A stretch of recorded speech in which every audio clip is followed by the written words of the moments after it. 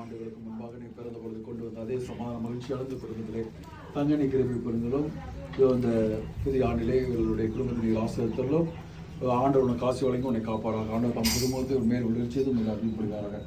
ஆண்டவர் தம் திருமூர்த்தி பக்கமாக திருப்பி உனக்கு கம்மியாக வராங்க. எல்லாம் உடைய இறைவன் தந்தை மாற்றுவதன் பேராலே சாந்தரூபனே